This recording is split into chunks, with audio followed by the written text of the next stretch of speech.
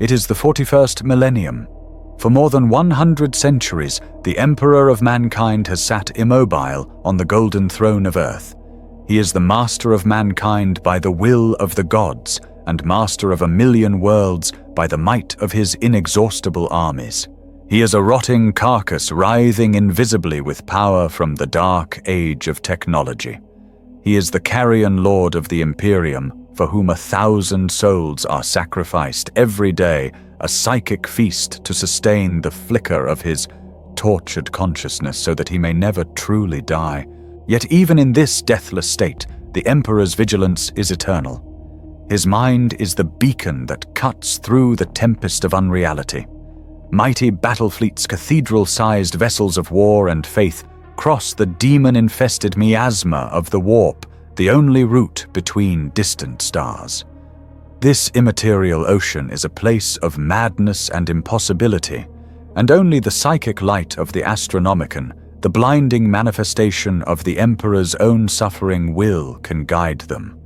Vast armies give battle in his name on uncounted worlds, from the toxic ash wastes of Armageddon to the frozen spires of ice worlds, whose names are known only to long-dead cartographers.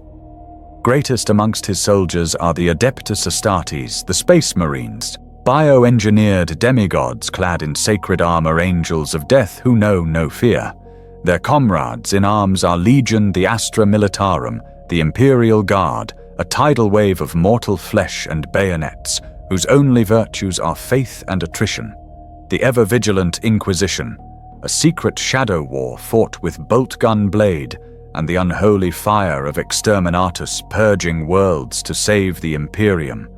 And the tech priests of the Adeptus Mechanicus, a crimson-robed cult on Mars, who worship their silent Omnissiah and chant litanies to placate the machine spirits of weapons they no longer understand how to build. But for all their multitudes, for all their fanaticism, they are barely enough to hold off the ever-present, ever-encroaching threat. To be a man in such times is to be one amongst untold, untrillionable billions. It is to live in the cruelest and most bloody regime imaginable, a regime that has codified suffering into law and worship. This is an age of absolute ignorance and suffocating fear maintained by the iron, unyielding fist of the ecclesiarchy. The Ministorum preaches a gospel of hatred, intolerance, and blind obedience. It is a galaxy where rational thought has been replaced by superstition, and where sacred relics, a splinter of a saint's bone, a cartridge case from a hero's bolter, are held in greater esteem than any scientific truth. Science itself is heresy. The common citizen of the Imperium is born into a world of crushing generational labor, breathing the toxic smog of hive cities that pierce the clouds, their lives a flickering candle flame in a hurricane of galactic conflict. They toil in continent-spanning manufactorums, forging the weapons for a war they will never see their lives, a meaningless statistic in the ledgers of the uncaring administratum. They are taught from birth to fear the mutant, for any deviation from the holy human form is a sign of damnation. They are taught to despise the alien, the Xenos, whose very existence is an affront to the Emperor. And they are taught to purge the heretic, the dissenter, the questioner, for doubt is the first crack through which the darkness seeps. The Inquisition's pyres burn bright in every city square, a constant smoking reminder that the only true virtue is blind, unquestioning obedience. And they die. Oh, how they die! They die in hive quakes, in factory accidents, in famines, and in plagues concocted in the cauldron of a distant demon god. But most of all, they die in the war. They die in their uncounted billions, a resource expended more freely than water fed into the grinder of a conflict that spans the entire galaxy from the eastern fringe to the Eye of Terror. They are shipped off-world in lightless, groaning freighters, their hearts filled with zealous hymns only to be disgorged onto battlefields that defy sanity. They are ripped apart by the green tide of the Orcs, a race of fungal barbarians that lives only for the joy of the War, a psychic gestalt of pure violence. They are dissolved into screaming prebiotic sludge by the encroaching tyrannid hive fleets, a silent, ravenous horror from the blackness between galaxies, a singular intelligence of infinite hunger. They are flayed alive by the Drukhari, the Dark Elder Masters of Pain, who raid from their dark, hidden city, taking slaves back to a life of unimaginable artistic torment. They are vaporized by the cold, precise pulse beams of Tau weaponry, a young, naive race deluded by a false promise of a greater good that is merely submission to their own small empire. But the greatest enemy, the enemy that gnaws at the very soul of the Imperium, is the one that lies within. It is the insidious whisper of chaos. From the churning immaterial hellscape known as the Warp, the Empyrean, the Sea of Souls, the dark gods watch and laugh. This dimension, vital for space travel, is also the source of all despair. It is a realm of pure, malevolent consciousness. Khorne, the god of blood and slaughter, sits upon a throne of skulls, bellowing for more. Nurgle, the lord of pestilence and decay, lovingly concocts new plagues to bestow upon the faithful a grandfather of entropy. Tzeentch, the architect of fate and weaver of lies, weaves intricate plots of betrayal and madness, his schemes so vast they span millennia. And Slaanesh, the prince of perfection and excess, sings a siren song of sensation that lures the unwary to damnation. These are the gods that humanity's own passions, fears, and rages have helped strengthen, and their demonic legions spill forth from rents in reality, turning hope into madness and entire star systems into slaughterhouses. This is the state of the galaxy, a vortex of unending, senseless, brutal war, a symphony of agony composed on a galactic scale where the only peace is the peace of the grave. And the great screaming question that no one in the Imperium dares to ask, the question that is the ultimate heresy, is why? How did the universe in all its supposed majesty become this charnel house? Who is responsible for this grand cosmic tragedy? Who laid the first stone of this universal asylum? Who locked the doors and who threw away the key? The histories of man offer no answer. They are forbidden to. Their texts speak of a golden age of technology, a distant mythical past, followed by a dark age of rebellion and alien dominion. They speak of the glorious Great Crusade, when their god-emperor walked among them, uniting humanity's scattered worlds. They point always to the Horus heresy, a civil war 10 millennia ago, as the source of all their woes, the moment the most beloved son betrayed the father, and paradise was lost forever. But this is the lie of children mistaking the symptom for the disease. 10,000 years is but a single night in the true span of cosmic history. We must look deeper. We must look to the Eldari, that dying, scattered race of mournful aliens hiding in their planet-sized craft worlds of living wraithbone. They remember more. They remember an empire that flourished for millions of years, an empire of such sophistication that humanity's greatest achievements are but a child's crude drawings in comparison. They remember a time when they were the undisputed masters of the stars, their power and artistry beyond mortal comprehension. But their memory ends in a scream. Their own unbound arrogance, their boundless hubris and decadent psychic pursuit of every sensation carved a wound in the fabric of reality. Their collective psychic death gasp birthed Slaanesh, the Dark Prince, she who thirsts, and consumed their empire in a psychic apocalypse that destroyed trillions. They blame themselves for their fall for the damnation of their race. But even they do not know the full truth. They were not the first. They were made. They were an experiment. We must look deeper still. Beneath the dust of long-dead worlds, in impossible crypts of self-repairing geometry, the ancient evil stirs. The Necrons, a race of deathless, soulless machines clad in living metal, their bodies an eternal prison for a consciousness long since devoured. Their slumber of 60 million years is ending. They rise from their tombs, their green glowing eyes burning with the cold light of forgotten suns. They remember the war that was fought before the Aeldari had penned their first poem, before humanity's ancestors had learned to strike flint from stone. They remember a war against the very gods of life, a war against masters of the warp. They remember a great betrayal, a terrible bargain, and the agonizing sacrifice of their very souls for the promise of immortality and unity. They remember their cold, undying hatred for the creators of all life. But even the Necrons, in their calculating absolute rage, were not the beginning. They were a reaction, a tragic, horrifying consequence to a cosmic injustice.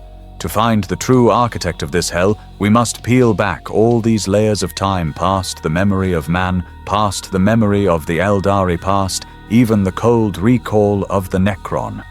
We must journey to an age so remote that it is not measured in millennia, but in eons uncounted. We must go back to the very dawn of sentient life in this galaxy. Back to a time when the universe was young, and the great sea of psychic energy known as the Empyrean was not a roiling hell of chaos, but a calm, tranquil ocean of infinite raw potential. We must speak of those who first navigated that ocean. The first, the progenitors, the race that looked out upon an empty, silent galaxy and saw not a void to be feared, but a garden waiting to be tended. They were beings of reptilian grace and amphibian patience, possessors of a psychic mastery so profound they could shape reality itself with a thought, bending the laws of physics as a potter shapes clay. Their true name is lost, swallowed by the abyss of time, erased from all records, a whisper in the static of creation. We know them only as the Old Ones. They were the first to cross the gulf between stars, not with crude ships, but with thought. They were the first to harness the energies of the warp, using it as a tool, a highway, and a wellspring of power. They were the first to dream of a galaxy united in orders and purpose, a grand design of their own making. They were in essence gods, and like all gods, they were possessed of a terrible, defining, and ultimately fatal arrogance. This chronicle is not a celebration of their lost empire. There will be no mourning for their fallen spires, no songs for their forgotten triumphs. This is the story of their end. This is the testament to their hubris. This is the final, brutal accounting of their catastrophic mistakes. For the Old Ones, in their quest to cultivate a perfect, orderly garden, planted the seeds of every single nightmare that now plagues the 41st millennium. This is not a tragedy of their death. It is the indictment of their creation. They wanted to build a paradise, and instead they engineered the very hell that has consumed us all. In the beginning, before the first human ancestor stood upright, before the first Aeldari myth was woven, before the concept of gods or demons had any meaning, there was silence. The galaxy was a swirl of nascent violet-hued gases and new ferocious suns. Life was a cosmic accident, a rare chemical whisper on a handful of forgotten mud balls destined to be sterilized by the next solar flare, the next gamma-ray burst. The universe was vast, beautiful, and utterly profoundly empty of thought. And then they emerged. We do not know their world of origin. Perhaps it was a steamy primordial swamp world orbiting a dying red giant. Perhaps it was a deep, pressurized ocean beneath a continent of ice. It matters not. What matters is that they were the first. They were the only sentient race to achieve consciousness and civilization, and they did so in a galaxy that was theirs alone. The Old Ones, they were not creatures of warm blood and rapid, frantic emotion, as we the ephemeral are. Their forms were protean, but the fractured myths of their successor races most often describe them as towering reptilian or amphibian, their hides shimmering with a constant cool psychic effluent. They were beings of immense, almost incomprehensible patience. Their thoughts moved with the deliberate, inexorable force of glaciers. An individual's lifespan was not measured in decades, but in geological epochs.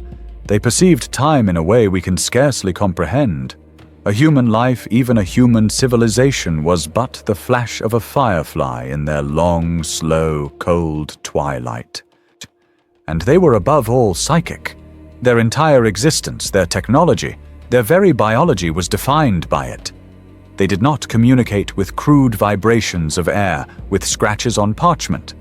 They spoke through the direct transmission of complex thought forms, entire libraries of data philosophies and star charts, exchanged in a single silent pulse. Their minds were not the isolated sparks of consciousness that plague humanity forever trapped in skulls of bone. The Old Ones were an interconnected ocean, a gestalt of immense collective intelligence, a unified psychic field. And when this colossal unified consciousness looked out at the silent stars, it did not feel awe or fear or loneliness. It felt potential. It saw an unformed, chaotic universe, and it craved order. It saw a billion barren worlds, and it saw canvases. It saw an empty galaxy, and it saw a garden waiting to be tended. This was their first great defining purpose, to bring structure to the void, to cultivate life, to manage the cosmos itself as a gardener manages his plot. Their power was absolute. With a focused thought, they could ignite a star or calm its flares. They could move continents, raise mountains, and sculpt oceans. They were not just explorers, they were architects of reality, and they were utterly, completely alone. This solitude was the seed of their arrogance. They believed themselves to be the sole intelligence of the universe and therefore its rightful masters. Their greatest tool, the medium for their grand design, was the dimension that ran parallel to their own. The realm we now call the Warp, the Empyrean, the Sea of Souls. But the hellscape we know today, the boiling, screaming tempest of demonic rage, predatory consciousness, and unbridled madness, was not the realm they knew. It is a mirror, and back then there was nothing to reflect but them. When the Old Ones first perceived the Empyrean, it was something entirely different. It was a place of utter tranquility, a metaphysical ocean of infinite depth, perfectly still. Its surface was a mirror of polished silver, reflecting the quiet, physical light of the stars, but also shimmering with its own internal, potent potential. It was a sea of raw, undifferentiated psychic energy.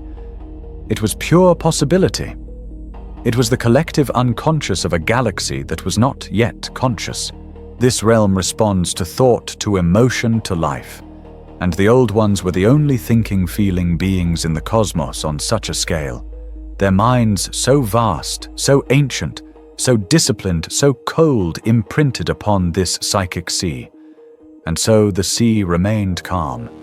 It reflected their own nature, ordered, complex, analytical, and utterly without malice or impulsive rage. The Warp was a river of psychic power, and they had built the dam. For them, the Empyrean was not a threat. It was their birthright. It was a highway. They learned to plunge their minds and later their physical forms into this silver current, bypassing the crude limitations of physical space to re-emerge thousands of light years away in the blink of an eye. They did not need void ships. Their own will was the vessel. They learned to draw upon its energies as a limitless power source, using it to fuel their reality-shaping engines, to move continents, to shift planetary orbits, to extinguish inconvenient stars and birth new ones in stellar nurseries of their own design. They were the undisputed masters of the Empyrean, navigating its quiet tides with an ease a fish navigates water. Where the navigator of the 41st millennium pleads with a volatile, screaming medium, hoping his frail mind is not shredded, the Old One commanded it. The Warp bent to their will. They were so confident in their mastery, so absolute in their control, that they could not conceive of a future where this ocean would turn against them. They could not imagine a time when the sea, their greatest tool, would boil over and become their executioner. It was here in this calm and silent sea that their grand, arrogant project of creation would truly begin. Their mastery of the Empyrean was total, yet it was not without its imperfections. The Sea of Souls, though calm, was still a place of raw, unshielded energy. It was a place of potential, and potential by its nature is unpredictable. Duplication was possible. Unintended psychic echoes could be formed. And as they began their great work, as they started to seed life, they knew that this new burgeoning life would be psychically loud and emotionally hot. The immature, uncontrolled thoughts of infant races would pollute their pristine ocean. Worse, travel through the raw warp, even for them, carried a minuscule but present risk. For their children, it would be impossible. The Old Ones sought a solution that matched their vision, one of absolute order, absolute control, and absolute safety. If the Empyrean was the chaotic open ocean, they would build a subterranean network of canals, a controlled, shielded, perfect system of travel. This was the conception of their greatest, most ambitious, and most enduring creation, a work of psychoengineering so vast it beggars the imagination. We know it as the webway. It was not a thing built of steel and stone, not in the way a human understands construction. It was a new dimension woven into the fabric of the universe itself. The Old Ones took their unparalleled psychic mastery and used it to pierce the veil between reality, what we call real space, and the warp. But they did not simply tear a hole as the crude engines of the Imperium do. They spun a new reality in the interstitial space between the two. Imagine the universe as a sheet of parchment. Imagine the warp as the dark, turbulent water beneath it. The Old Ones used their minds as a needle, dipping it into the water, but never being submerged, and weaving a thread of crystallized, stabilized psychic energy, a thread that existed within the parchment, but was insulated from the water below. They did not just build a tunnel. They built the very reality the tunnel existed in. They wove a labyrinthine dimension of fixed, smooth-walled corridors, shimmering with a cold internal light. A network of glowing, psionically resonant pathways that connected every significant point in the galaxy. A city that had no buildings, only roads. A kingdom whose only territory was the journey itself. The corridors of the webway were immune to the currents of the Empyrean, sealed off from the raw chaos of the Sea of Souls. They were silent, safe, and eternal. With this network, a fleet of crude physical void ships was rendered utterly obsolete. Travel from one end of the galaxy to the other became not a matter of centuries, but of hours, perhaps minutes. A traveler would step through a shimmering portal, a webway gate on one world walk, down a corridor of impossible alien geometry, and emerge through another gate on a planet 100,000 light-years away. The galaxy, once a vast and insurmountable ocean of stars, was now united. It was compressed. It had been made small. This was the Old Ones' grand vision of order. This network was to be the circulatory system for their new, nascent galactic empire. It would be the highway for their children races, the means by which they could travel, trade, and communicate, all under the watchful, protective gaze of their creators. And here in this grand design, we see the duality of their arrogance. It was at once an act of profound protection and an act of absolute control. The Old Ones, in their cold wisdom, foresaw the dangers of the Empyrean. They knew that if lesser, emotionally volatile races tried to navigate it as they had, they would inevitably fall prey to its currents, or worse, their own emotions would curdle the calm sea into something monstrous. The webway was a gift of safety, a shield against the formless horrors they dimly perceived might one day take shape in the deep. It was a parent building a walled, safe garden for their children to play, in protecting them from the dark, unknown wilderness beyond. But it was also a cage. By building the webway, the Old Ones ensured that they, and they alone, held the keys to the galaxy. All travel, all commerce, all civilization would flow through their corridors. They controlled the gates. They controlled the map. They could dictate which worlds were connected and which were isolated. The network was not just a shield. It was a leash. It was a tool to enforce their grand design, to ensure that the fledgling races they were creating would develop, according to their plan, unable to stray, unable to discover the dangerous raw power of the warp for themselves. The webway was the ultimate expression of their hubris. It was a declaration that their way was the only way. It was a monument to their belief that they could and should control the very fate of the galaxy, shielding their creations from a danger they themselves had mastered, but which they deemed their children too weak to ever comprehend. They were the gardeners, and the webway was the trellis upon which all future life would be forced to grow. They could not imagine in their infinite pride that one day the walls of their perfect garden would be breached, and that their own creation would become a highway for the very damnation they sought to prevent. With the great silent highways of the webway established, the old ones turned from architects to progenitors. Their garden was built, its pathways laid. Now they would plant the flowers. Their ambition was not merely to create life in its microbial simple forms was a common accident. Their goal was to sculpt it, to create sentient races in their own image, psychic, intelligent, and capable of inheriting the magnificent ordered galaxy they were building. They began their great work in earnest. They designated entire star systems as stellar nurseries, worlds as laboratories. They traveled from planet to planet, cosmic biologists, wielding forces that could rewrite the very code of existence. They manipulated primal soup oceans, they altered atmospheres, they accelerated evolution by millennia with a single, focused thought. They were artists, and DNA was their clay. They experimented endlessly. Some creations were simple, designed for a single purpose, a single environment.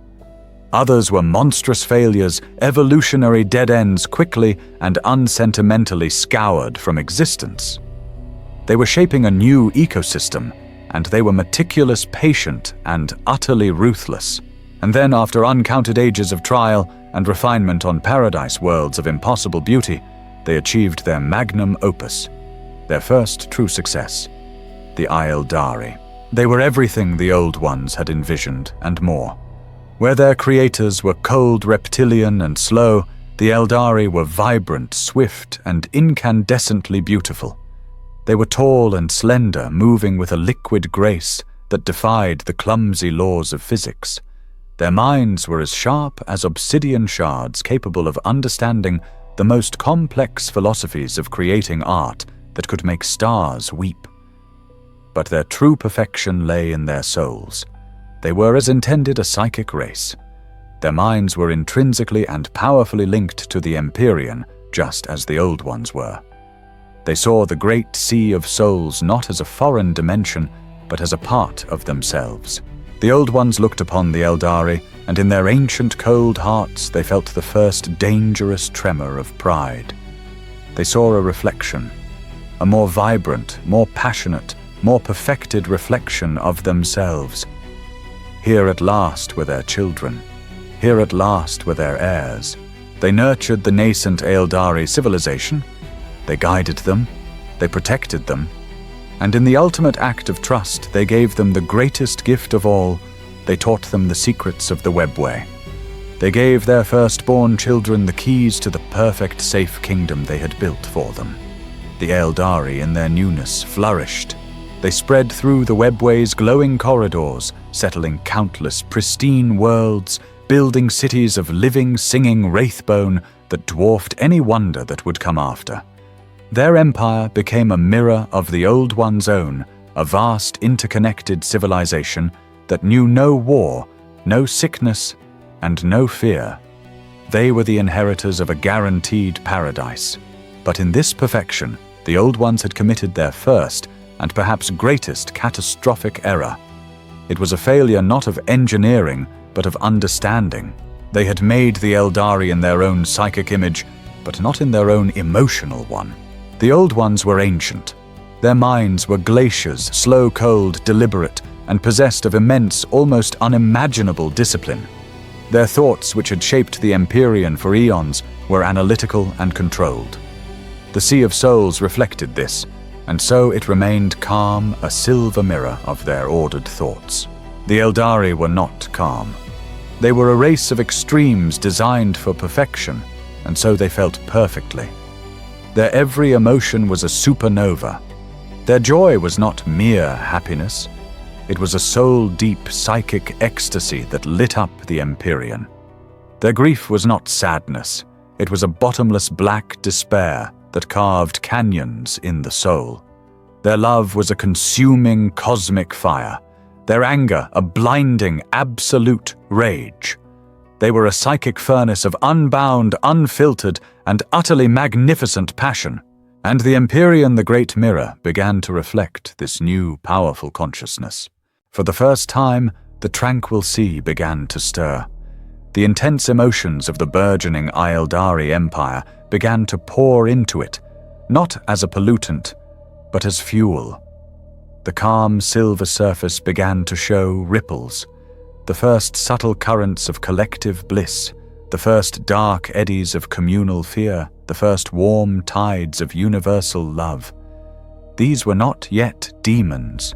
They were not yet gods. They were just feelings coalescing in the deep. The Old Ones in their supreme arrogance saw this and were not alarmed. They saw the new turbulence in the warp as a sign of vigorous, healthy life, the vibrant echo of their greatest success. They could not comprehend that they had just lit a fire. They had meticulously built a perfect contained house and then handed their children a race defined by glorious, passionate fire, the first torches.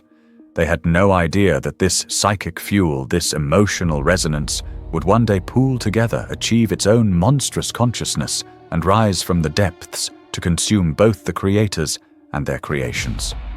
The first seeds of Slaanesh, the Dark Prince of Chaos, were sown not in the final days of the Aeldari Empire, but in its very first glorious dawn. The Eldari were the crown jewels, the heirs the children made for artistry and inheritance, but a garden of perfect delicate orchids still needs gardeners. A kingdom needs workers. A vast galactic design requires administrators, technicians, and laborers. And the Old Ones in their cold, calculating pragmatism had no intention of performing these menial tasks themselves. If the Aeldari were their children, they would now create their servants. They did not create just one race for this. They created a multitude, an entire ecosystem of subservient life forms, each precision-engineered for a specific function, each a living tool crafted for the grand design. The first and most prominent of these were the Slann. Placid, thoughtful, cold-blooded beings of great contemplative power, they were the administrators of the Old One's empire. Where the Eldari were fire and passion, the Slann were water and logic. They were bioengineered to be perfect managers, geomancers, and keepers of the design. Their minds, while not as fiercely creative as the Eldaris, were vast ordered repositories of knowledge. They were the viceroys, the librarians, the ones left to oversee the long, slow, patient work of planetary shaping and stellar alignment, while the Old Ones attended to grander matters. They were trusted, but they were not loved. They were in the end a higher form of slave. And then there were the tools. The Old Ones' understanding of genetics and psionics was so absolute that they could create life that defied all logic life, that was itself a living technology. The most curious and enduring of these were the Jokairo. To the ignorant eye of a human, a Jokairo appears to be nothing more than a beast. They are lanky, orange-furred simians possessed of all the grace of a knuckle-dragging ape. They chatter, they hoot, they seem primitive, almost mindless. They gather in loose-knit family groups, seemingly concerned only with grooming and play. They are by all appearances an evolutionary joke, a failed experiment, until one watches them work. The Jokairo possess no science. They have no libraries, no universities, no understanding of mathematics or physics. Instead, they have instinct, an innate, programmed biological understanding of technology that is as deep and automatic as a spider's understanding of how to weave a web. A Jokairo given a handful of scrap metal, a broken circuit, and a shard of crystal will in a matter of hours instinctively assemble a device of staggering complexity. Their long, dexterous fingers will weave microcircuitry, their minds intuitively aligning components on an atomic level. From this junk, they might fashion a digital weapon, a digi-laser, mounted on a ring capable of vaporizing a target. They might weave a force field generator from scraps of wire and light, or a compact melter charge from a power cell and a polished rock. They were the ultimate self-replicating technicians. The old ones had no need for vast polluting manufactorums. They had no need for assembly lines. They simply seeded a forge world with a population of Yokairo. The simians would instinctively maintain the planet's engines, repair the webway portals, and create whatever complex technological trinkets were required, all without a single word of instruction, all as part of their biological function. They were a biological utility, a living, breathing multi-tool. They were not seen as people, they were seen as useful. The galactic menagerie did not end there. The Old Ones' project was galaxy-wide. They seeded thousands of worlds. They created sentient gaseous beings to swim in the cores of gas giants, crystalline entities, to grow on worlds bathed in lethal radiation. They created massive biological void ships, living creatures the size of moons, to patrol the empty spaces between stars. The galaxy was their laboratory, a vast petri dish for their endless divine experimentation. They did not only create, they also uplifted. They would find promising nascent species and tinker with their genetic code, accelerating their evolution, nudging them towards a designated purpose. On 1,000 forgotten worlds they adjusted, they refined, they discarded. And in this endless, arrogant game of divine creation, they made countless errors. There were worlds scoured clean of life when an experiment turned too aggressive or too unstable. There were entire species abandoned, left to devolve in jungles, their intended purpose forgotten. On one unremarkable, temperate world of blue oceans and green continents, they found a species of promising, clever primates. They tinkered with their DNA, implanting a latent psychic potential, marking them as a project for a later age, a potential psychic reservoir. Then, their attention diverted by grander matters, they simply left. They moved on, abandoning this minor experiment, these proto-humans, to their own primitive fate, never once considering that this discarded clay would one day rise from the mud to inherit the ashes of their fallen kingdom. They were playing God. They were the masters of the garden, deciding which plants would bloom, which would be pruned, and which would be weeds torn out by the root. Their power was absolute, their wisdom non-existent. They had built a perfect clockwork galaxy of heirs, administrators, and servants, all functioning in precise, stratified harmony. They were so blinded by the perfection of their own design that they never once looked outside the garden walls to the dry, dead, and dying worlds they had ignored. They never imagined that from one of those dead worlds, a race they had judged as unworthy, as a failure, was even now staring back, their hearts filled with a black, undying, and eternal jealousy. But the galaxy was not their garden alone. In the endless cold blackness between the Old Ones' carefully cultivated star systems, in the lightless voids they had deemed barren or unworthy, other stranger forms of life had clawed their way into existence unguided and unloved. Far from the verdant paradise worlds of the Eldari in the desolate Halo region, a star burned with a venomous, sickly light. It was not a life-giver. It was an executioner. This bloated crimson giant was ancient and unstable, bathing its inner planets in a constant, unceasing storm of ionic radiation and solar flares. Its name was a curse, and the world that orbited it a graveyard. This was the homeworld of the Necronta. They were born into a war they could never win, a war against their own flesh. Their biology was a cruel joke. The very light of their sun was a poison ingrained in their genetic code, ensuring that their lives were not a gift, but a brief, agonizing flicker of pain. They were a race of walking invalids. Cancers bloomed in their tissues like grotesque fungi after a rain. Their bodies were riddled with tumors, their bones brittle, their organs failing. A Necrontyr who lived past the age of 30 was a miracle, a patriarch, a wizened ancient. This omnipresent, inescapable mortality defined their entire existence.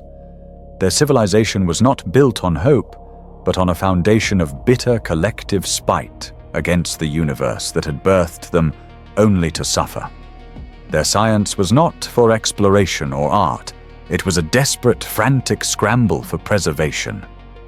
Their technology, though advanced, was grim. They mastered genetics, medicine, and cybernetics not to improve their lives, but merely to extend them for another agonizing day, another painful week.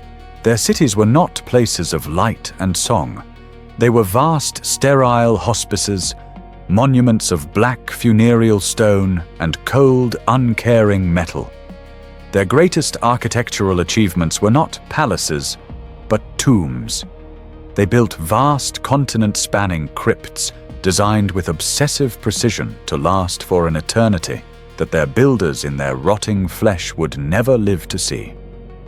Their entire culture was a death cult obsessed with the endings, with the dust, with the inevitable decay that haunted their every waking moment. They were the Necronter, the cursed dynasty, a people perpetually dying, trapped in bodies that were prisons of pain. Driven by this all-consuming fear of oblivion, they turned their desperate science outwards. They built ships, not the elegant psychic vessels of the Eldari that danced through the webway, not the vessels of thought that the Old Ones used to command the Empyrean. The Necrontyr built crude, lumbering arcs of metal, ponderous stasis crypts that hurled themselves across the void at agonizingly slow, sublight speeds. Entire generations were born, lived their short, painful lives, and died in the cold dark between stars, all for the desperate hope that somewhere out there they might find a solution. A cure, a different way. And on this slow, agonizing pilgrimage through the darkness, they found it. They found the garden. They found the worlds of the Old Ones. They did not find a cure. They found a judgment. They saw the Eldari, beings of impossible grace and light, whose bodies were perfect and strong, who never knew sickness, who never feared the decay of their own flesh. They saw a race that lived for thousands, even tens of thousands of years, their lives a long golden summer of art, philosophy, and bliss. They saw the paradise worlds the Old Ones had gifted them, worlds with gentle, nurturing suns, clean air, and lush, vibrant life. For the broken, dying Necrontyr peering from their sterile, radiation-scarred ships, this was not just an observation. It was a revelation. It was the final, unforgivable proof of the universe's fundamental injustice. It was one thing to be cursed by a blind, uncaring cosmos. That was a tragedy. It was another thing entirely to discover that just next door, others had been blessed by a conscious, powerful divine hand.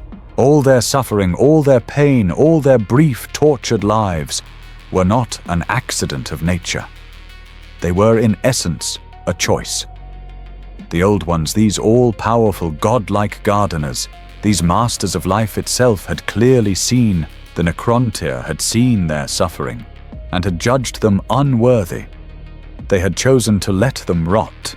In that moment, the Necrontyr's defining characteristic, their shared suffering, was reforged. The cold river of their despair, which had flowed inwards for millennia, now turned outwards and became a raging black ocean of hatred. Their unity, which had been forged in pain, was now cemented in a shared, burning, genocidal envy. Their death cult found a new, singular focus. If life was a gift given only to the favored, then death would be their great equalizer. Death would be their dominion. They looked at the healthy, vibrant, immortal creations of the Old Ones, and they felt only one thing, an absolute, cold, and patient desire to see it all turned to ash. The galaxy would not be a garden. If the Necrontyr could not have it, it would be a tomb. History does not record the moment of this first, fateful contact. It was not a clash of fleets, but a meeting of antitheses. The Necrontyr, masters of the dying physical world in their lumbering, ponderous arcs of misery, finally bridged the gulf. They pierced the radiant veil of the Old Ones' territory, their ships like creeping black iron coffins, drifting into a garden of impossible light. And they came for the first and last time not as warriors but as supplicants. From their sterile, dying vessels, they projected their plea. It was a message of unutterable despair, a collective scream of a trillion dying souls translated from their grim mathematics into a form the psychic old ones could comprehend. They laid their entire civilization bare, their short, cancerous lives, their sun-scoured, tomb-like world, their culture built upon the foundation of inevitable, agonizing decay. They showed the gods of life what it meant to be born only to die, and then they begged. They did not ask for wealth or for worlds. They asked for a cure. They asked for the one thing the old ones possessed in infinite abundance life. They asked for the secret to immortality, or failing that merely a reprieve from the curse that ravaged their very flesh. They had seen the Eldari the perfect immortal children. They knew the old ones had the power. They humbled themselves, their entire bitter, prideful race, and prostrated their civilization before the creators, asking for the scraps from their table. The old ones, in their cold reptilian majesty, turned their vast, ancient consciousness toward this new, unexpected variable. Their minds, which perceived reality in strata of logic and psychic resonance, touched the Necrontyr soul. They did not pause. They did not deliberate. Their judgment was as swift as it was absolute. They looked, and they were repulsed. Where they sought order, they found only a chaotic, selfish obsession with the self. Where they valued psychic harmony and a connection to the vibrant sea of souls, they found only a black, cold void. A people so devoid of psychic presence, they were like holes in the universe's spiritual vacuums. Their minds were not gardens of potential like the Eldari. They were barren, bitter rock. The Old One's psychic gaze pierced the Necrontyr's desperation and saw what lay beneath a spiteful, warlike and grasping nature. They saw a race defined not by what it could create, but by what it envied. To the Old Ones, the Necrontyr were not a tragedy to be pitied. They were a failure to be discarded. They were a genetic dead end, a flawed branch of evolution. To cure them, to grant them the gift of eternal life, would be to propagate this spiritual sickness throughout their carefully ordered galaxy. It would be like a gardener choosing to cultivate a virulent, choking weed. Their entire grand design was built on the premise of uplifting worthy races that mirrored their own potential. The Necrontyr were not worthy. The refusal was not a spoken word. It was not a declaration. It was far crueler. It was an act of pure divine indifference. The Old Ones, having made their calculation in less than a microsecond, simply turned away. They withdrew their immense consciousness from the Necrontyr delegation as a man might withdraw his hand from something unclean. They turned their attention back to their grand projects, to their vibrant Eldari, to their silent webway. The plea was not denied. It was ignored. The supplicants were dismissed as irrelevant. For the Necrontyr floating in the black void, this silent rejection was more devastating than any declaration of war. It was the final absolute confirmation of their deepest fear. They were not just unlucky, they were scum. They were the universe's refuse deemed unfit for life by the very gods who handcrafted it for others. The last flicker of hope in the Necrontyr soul, a hope they barely knew they possessed, was extinguished. And in its place, the cold, simmering river of their hatred for the universe finally boiled over, becoming a black, singular, and unstoppable nova of rage. The rejection was absolute, and in that moment so too was the Necrontyr's vow. If they could not be given life, they would conquer it. If they were denied immortality, they would inflict perfect, eternal death upon all creation. If the Old Ones were the gods of life, they, the Necrontyr, would become the gods of death. They would pull this entire, vibrant, unjust garden up by its roots and burn it to ash. Their slow metal arcs turned no longer arcs of supplication, but the first warships of a new eternal conflict. The war in heaven had begun. The war was a slaughter, not a conflict but an extermination. The Necrontyre's declaration of vengeance born of such absolute, righteous hatred shattered against the indifferent reality of the Old One's power. The Old Ones did not even fight them directly. Why would they? They had their children, their perfect psychic Eldari. They had their administrative Slann who could move continents with a thought. The Necrontyre's crude, slow, physical ships, prisoners of sub-light velocity, were swatted from the void like insects. The Eldari masters of the webway would emerge from glowing portals directly into the heart of a Necrontyre fleet, their psychic lances and iridescent cannons tearing the lumbering tomb ships apart before they could even register the attack. Then they would vanish back into the safety of their labyrinthine dimension, their laughter echoing in the psychic void. The Old One's power was absolute, their dominion over the Empyrean, a weapon the Necrontyre could not comprehend, let alone counter. The Necrontyre were a people of the materium of physics, of atoms and decay. Their minds were black holes in the warp, utterly blind to the psychic ocean their enemies commanded. They were being annihilated.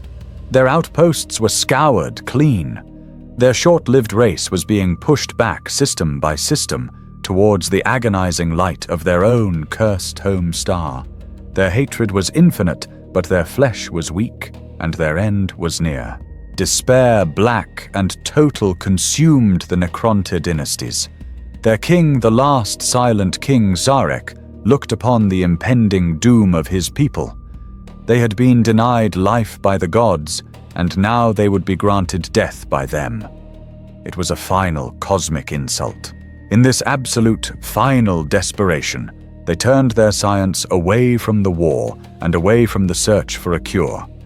They began a new search, a search for a weapon. Not a conventional weapon, but a counter-god. If the Old Ones were the masters of the psychic of the Immaterium, then the Necrontyre would find a god in the Materium. They would find a power as old as physics itself, an entity of pure physical law that could tear the Old One's garden apart. They turned their most powerful forbidden stellar probes not outwards, but inwards.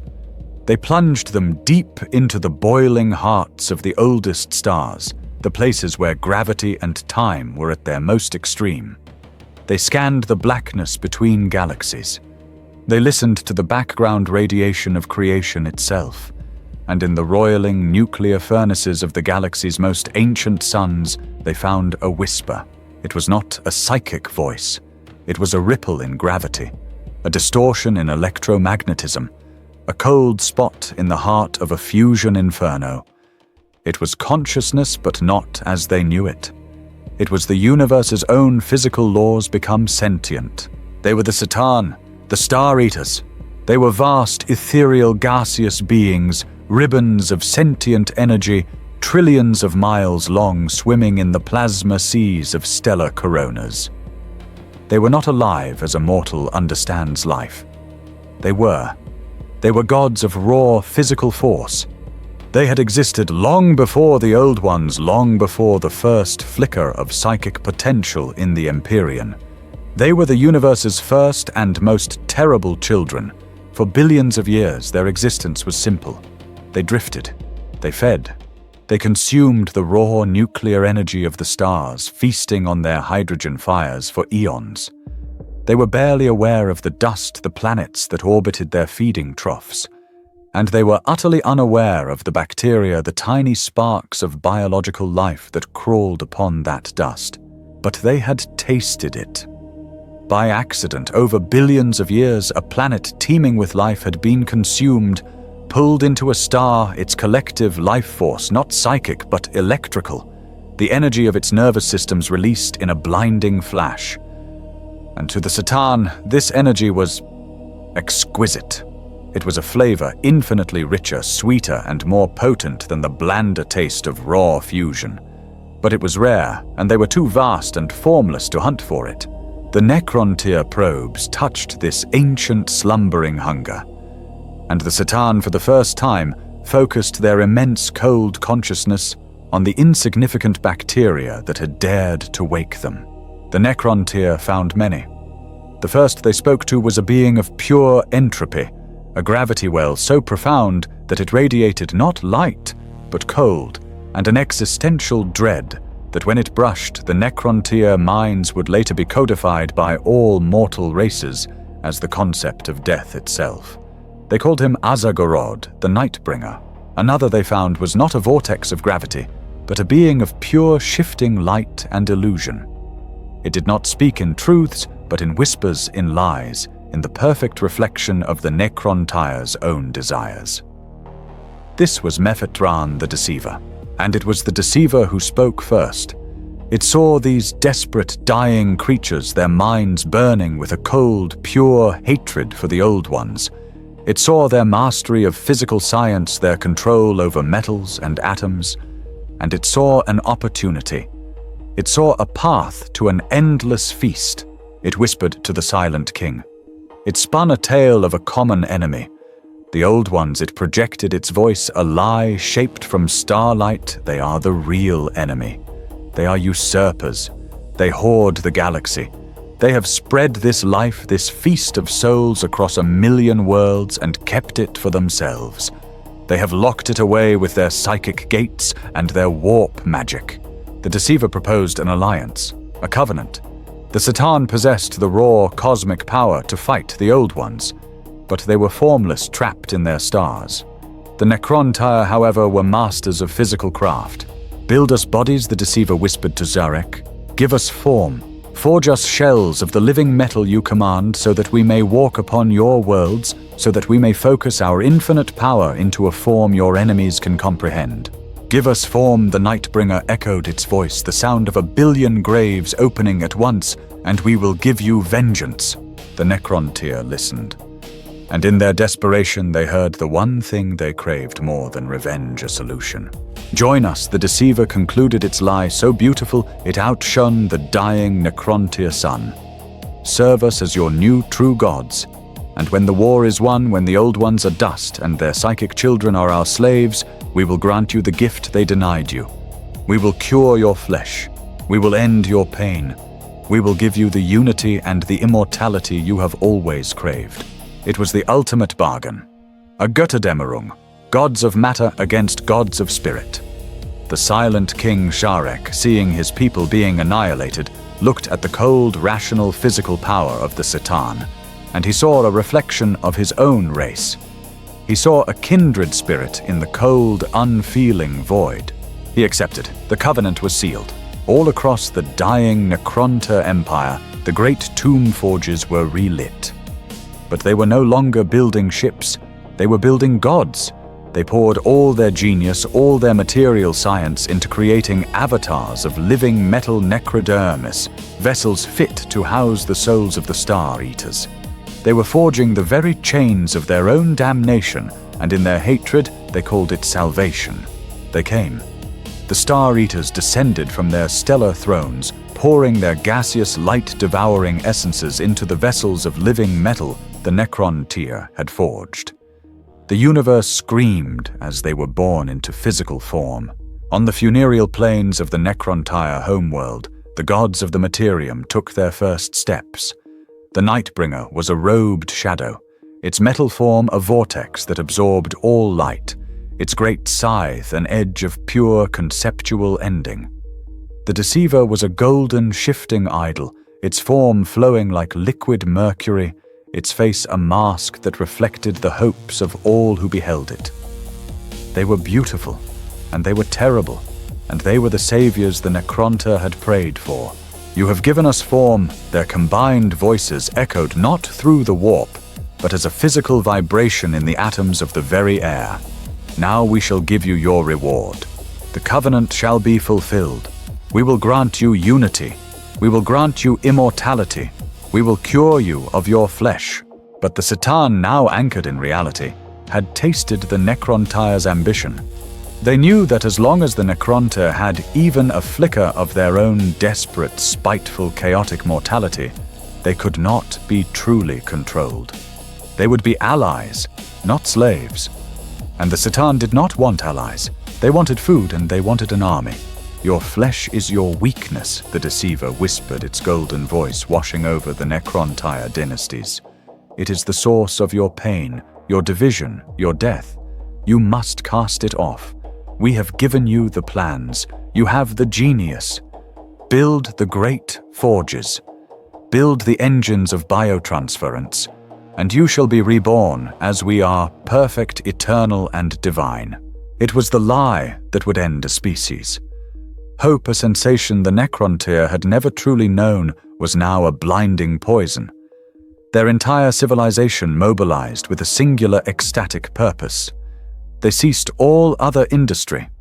They tore down their useless tomb cities, their sterile hospices, their monuments to decay, and used the raw materials to build the engines of their salvation.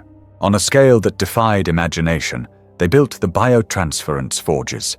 They were not mere buildings. They were machines the size of continents. Vast, cold ziggurats of black metal, their interiors a hellish complex network of disassembly chambers, molecular looms, and energy streams of cold green light.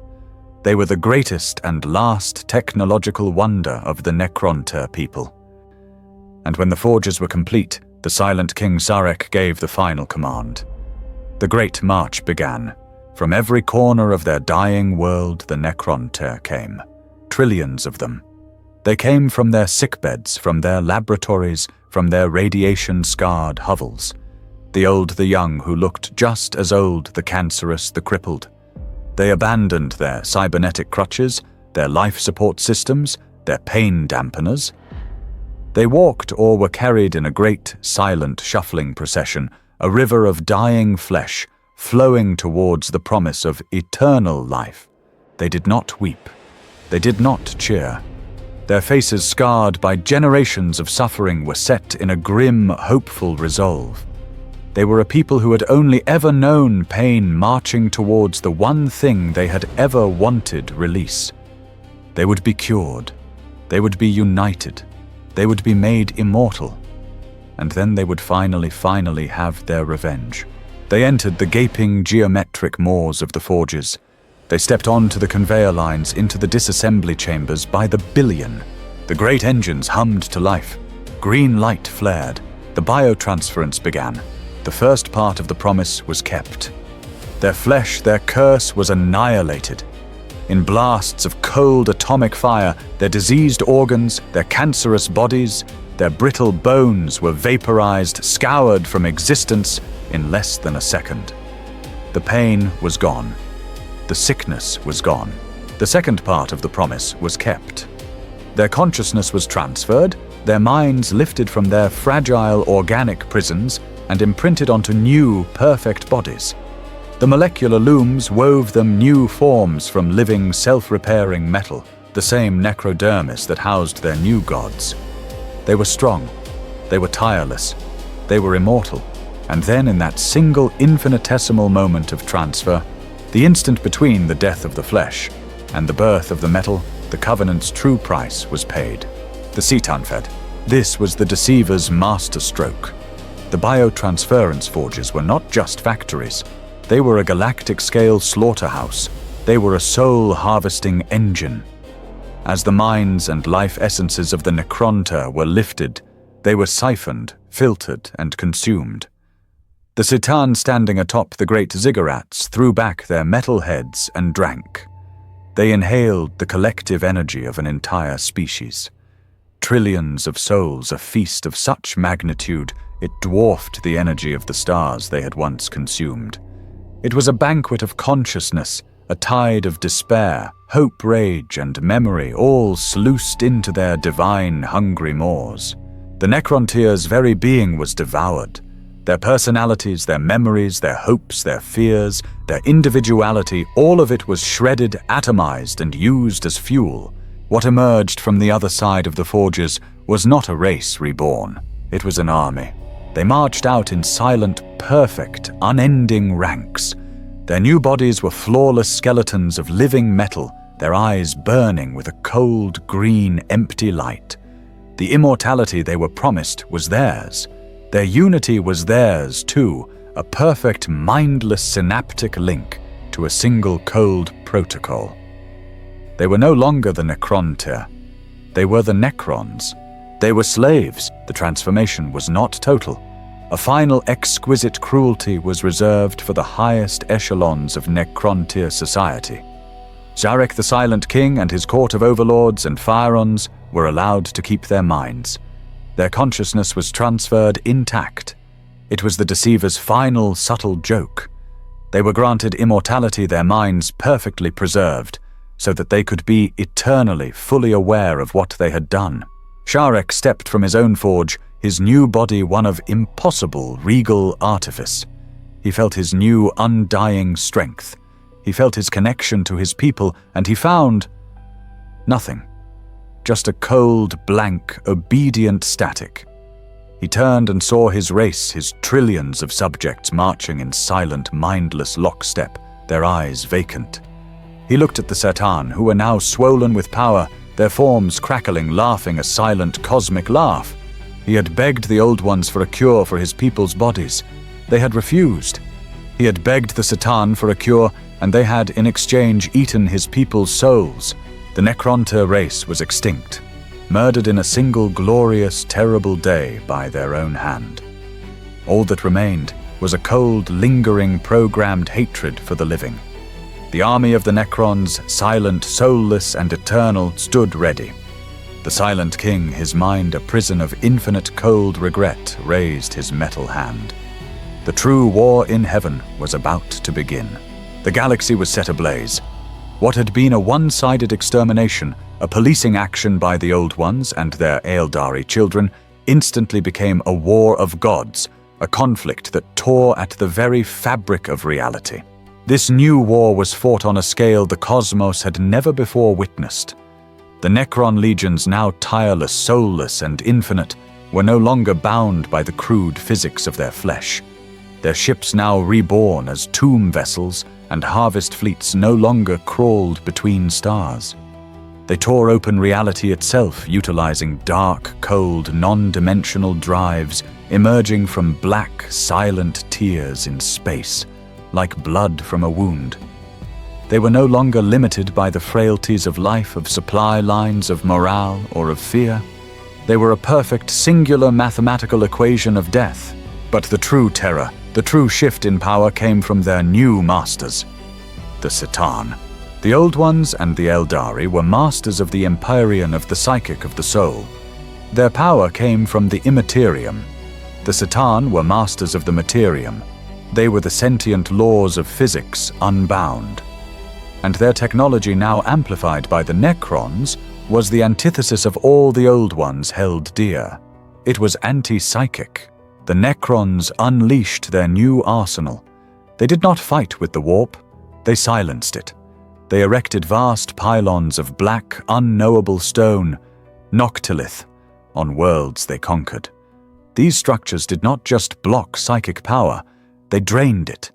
They created a zone of absolute spiritual silence, a pariah gene writ large upon the stars. To a psychic race like the Aeldari, entering one of these zones was not just blinding, it was agony. It was like a living man being locked in a soundproof, lightless coffin, his very soul suffocating. But this was the least of their weapons. The Satan, in their terrible physical majesty, wielded the universe as a blade. They did not need to enter the webway. They simply moved planets. They used gravity as a whip, pulling Old One fortress worlds from their orbits and sending them crashing into their own suns. They did not just destroy stars, they ate them. A Satan would gesture, and the heart of a star would be siphoned across the void, its energies consumed, leaving an entire solar system to freeze in the sudden absolute darkness. They bent reality. They unbound the laws of causality. A Necron fleet would be destroyed only for a Cetan to rewind time itself by a few seconds, the fleet reappearing intact and firing. They were fighting with the source code of creation, and the Old Ones, for the first time in their billion-year existence, were utterly horrifyingly on the defensive. The Eldari, the proud, perfect children, were thrown into the grinder. Their mastery of the webway was still an advantage, a tool for hit-and-run attacks. But the webway itself was now under siege.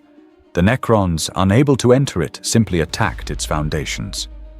They focused their impossible energies on the real space locations of the webway's anchors, collapsing entire sections of the labyrinth, sealing off pathways, turning the Old One's perfect highway into a fractured, dangerous maze.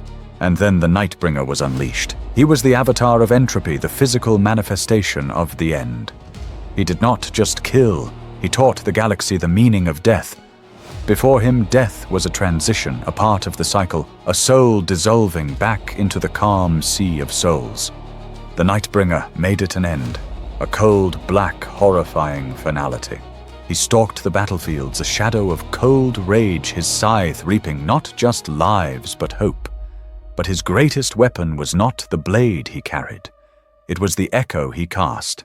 His very presence, his godlike physical reality as death incarnate, projected a new primal terror into the consciousness of every living thing that saw him or even heard tell of him. This was a new emotion, a new concept. This was the fear of death, a deep existential personal dread of non-existence. The Eldari, who had never known fear, felt it for the first time. It was a cold, sharp, unfamiliar poison in their perfect souls. And this new, powerful, universal terror, broadcast from trillions of dying minds, at once poured into the Empyrean. The calm Silver Sea, already stirred by the passions of the Eldari, now received its first great psychic shockwave of pure, unadulterated terror. The warp convulsed. For the first time in the deepest, darkest eddies of the Immaterium, something looked back. A new consciousness, a nascent, monstrous intelligence began to feed and grow, nourished by this galactic tide of fear.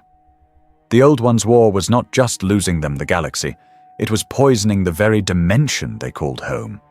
They were losing on every front, and their children, their perfect Eldari, were learning how to be afraid. And how to die. The Old Ones were losing. It was a conclusion their cold, analytical minds, for all their vastness, had struggled to compute. But the evidence was absolute, written in the cold, dead light of 1,000,000 extinguished stars and the silent, screaming terror of their Eldari children. Their logic was failing. Their mastery of the Empyrean, their greatest strength, was being systematically nullified by the Necrons' cold, soulless, anti-psychic technology. The webway, their perfect, safe labyrinth, was fractured and collapsing, its corridors haunted by the dying psychic echoes of Eldari war hosts that had been trapped and annihilated. Their entire philosophy of creation had failed. The Eldari were artists, poets, and philosophers. They could be made to fight, and they fought with deadly, sorrowful grace, but they were not butchers. They were a race of precision and elegance, and they were breaking against the soulless, tireless mathematical wave of the Necron legions. The Slann were administrators, not war chiefs. The Jokairo were tinkers, not arms manufacturers. The entire garden galaxy the Old Ones had cultivated was designed for an eternity of ordered peace. It was utterly, fatally unprepared for a war of total, grinding, physical annihilation. Desperation breeds heresy, and the Old Ones, the divine progenitors, in their final panicked moments, committed a heresy against their own grand design. Their core philosophy, to create heirs, to nurture life, to guide nascent sentience, was abandoned. It was a luxury they could no longer afford. The calculations were clear: to fight an enemy of physics, they needed a weapon of physics. To fight a tireless, infinite army, they needed to create a tireless, infinite plague. They would not nurture a new race. They would forge one. They would not create children. They would build monsters. In hidden deep space forge worlds, shielded from the Citan's gaze, the Old Ones began their last, most terrible work. This was not the patient, delicate genetic artistry that had given rise to the Eldari.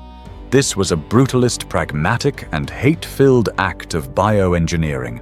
They took the hardiest, most resilient fungal life forms. They took the most savage, predatory animal stock. They stripped them down to their core components and rebuilt them from the ground up their only design specifications war. The result was the Krork. They were not the degenerate, almost comical orcs that now plague the 41st millennium. Those are but the fading, devolved echoes of the original design. The true Krork, as they were first unleashed, were a horrifying testament to the Old One's desperate genius.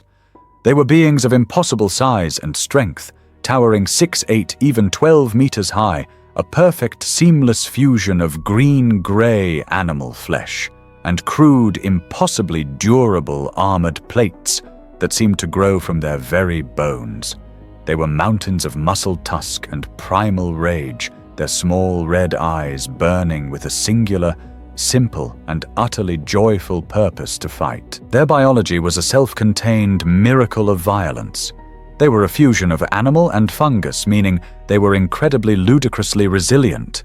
Their bodies could absorb catastrophic damage, regenerating from all but the most total disintegration. Severed limbs would regrow, bullets would be pushed out by new scar tissue muscle. Pain to them was not a deterrent, it was a stimulant.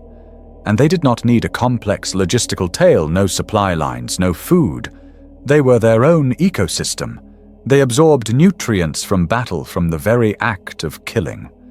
And upon death their bodies would decompose, releasing a cloud of fungal spores that would saturate the soil, birthing a new generation of Krork, along with the entire fungal ecosystem needed to sustain them. Every Krork that fell planted the seeds for 1,000 more. They were a self-replicating army, a biological tide. Their technology was innate. Like the Jokaro, they possessed a genetic knowledge, but where the Jokaros was for tinkering, the Krorks was purely for killing. A Krork was born knowing how to build a shooter, a deafeningly loud projectile weapon that spat armor-piercing slugs. They knew how to forge a chopper, a crude, heavy-bladed axe that in their hands could sever the living metal limbs of a Necron. They knew how to hammer together vast, polluting, impossible engines of war, from crude battle tanks to continent-crushing mobile fortresses called rocks. But the Old One's true desperate masterstroke was in the Krork's psychic design. They knew they could not give them a psychic link to the Empyrean. The Necron's anti-psychic pylons would sever it. So they gave them something different, something crude, blunt, and powerful. They created a collective subconscious psychic field, a gestalt consciousness generated by every Krork that bound them together. A field that responded not to complex thought, but to a single primal, overwhelming emotion, the sheer ecstatic joy of war. It was the where. This field was a lubricant for reality. When enough Krork gathered, their collective, simple-minded, and utterly unshakable belief would warp the laws of physics around them. Their impossible ramshackle vehicles, often just scrap metal bolted together, would run, because the Krork believed they should. Their inaccurate, deafening guns would hit harder and fire faster, because they believed they would. They would famously paint their vehicles red, because in their collective mind, red ones go faster. And so they did.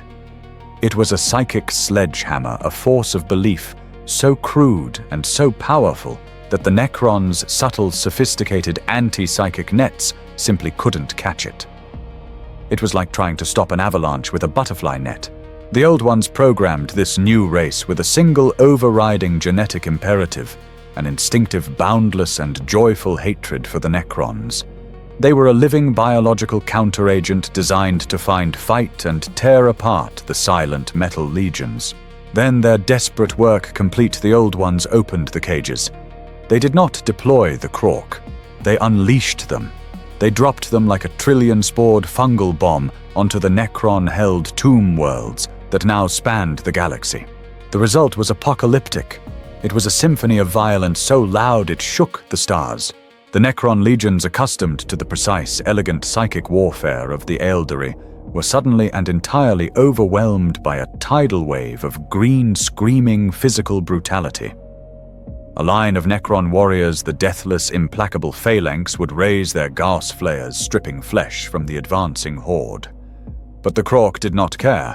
They laughed as they were flayed, their bodies steaming, their wounds already clotting, and they crashed into the metal line with the force of a tectonic plate. A Krork warlord the size of a habitation block bellowed a command that was just a roar, and its Wah energy, a visible crackling green aura, shorted out the Necrons' reanimation protocols. The metal skeletons did not get up.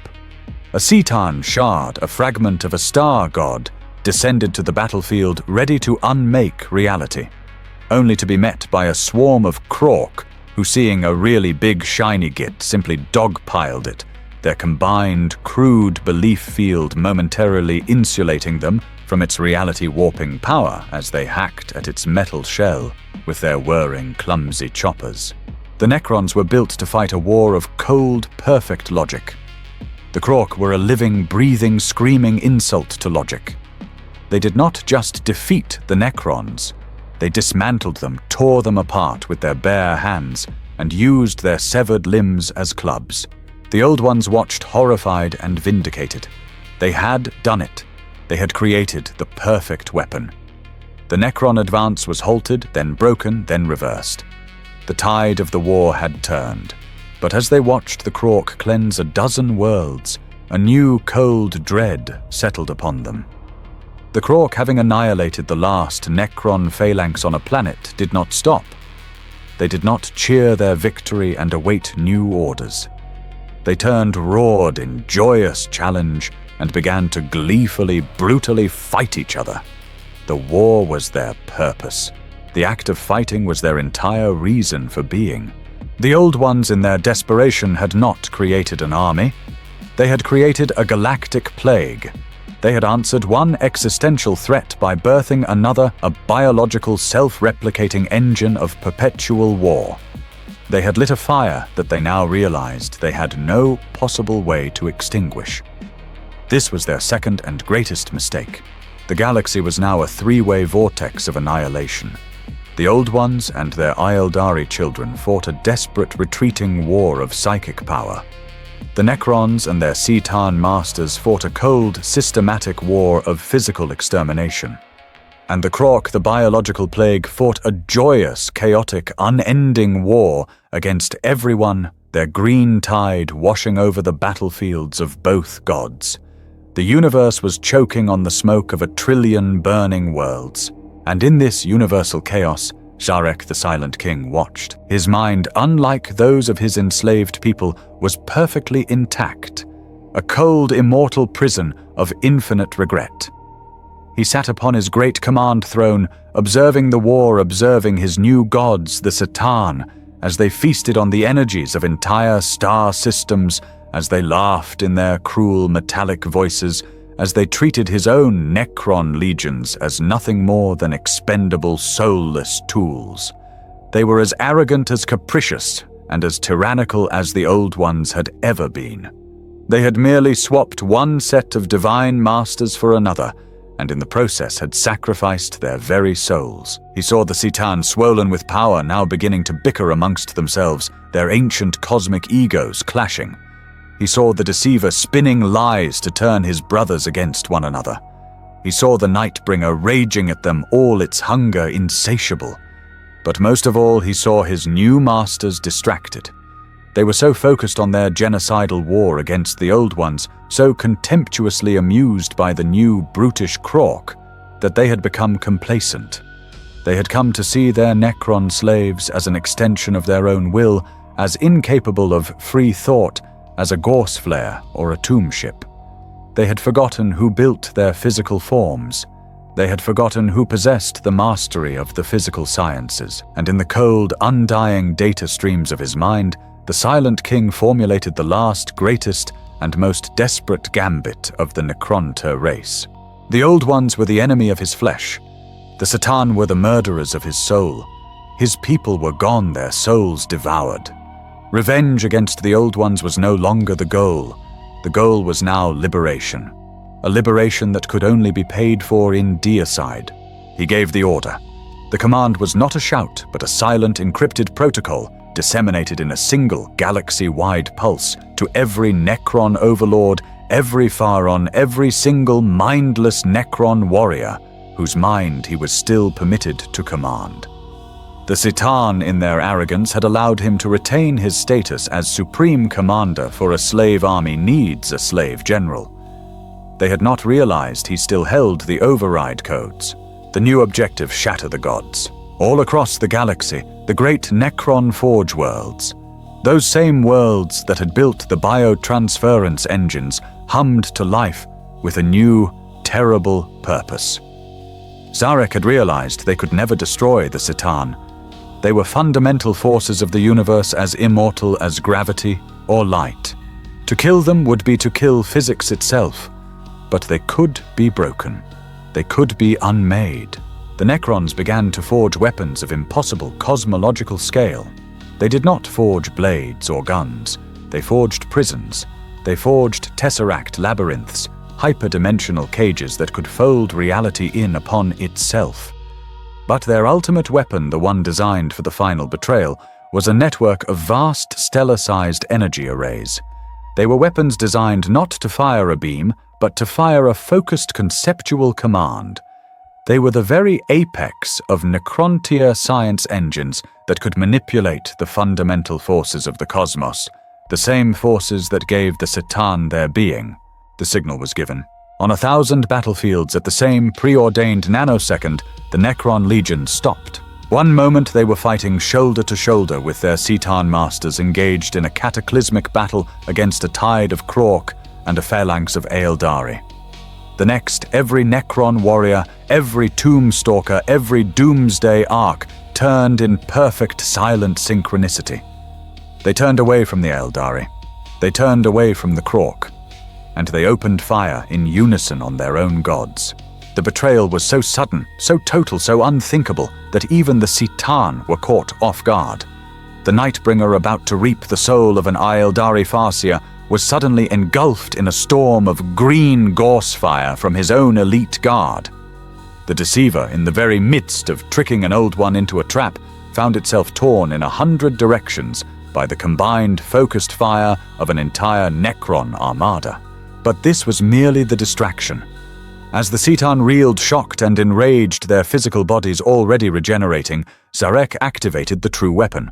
The great stellar arrays fired. A network of impossible hyper-physical energy lanced across the void, striking not the gods' physical bodies, but their very essence, their energetic souls. The Citan screamed. It was a sound that broke reality, a shriek of pure physical energy that shattered planets and tore holes in the webway. The Necron weapon was not a blade. It was a hammer designed to shatter a solid, unbreakable crystal. The Citan, these vast, singular, godlike consciousnesses, were fragmented.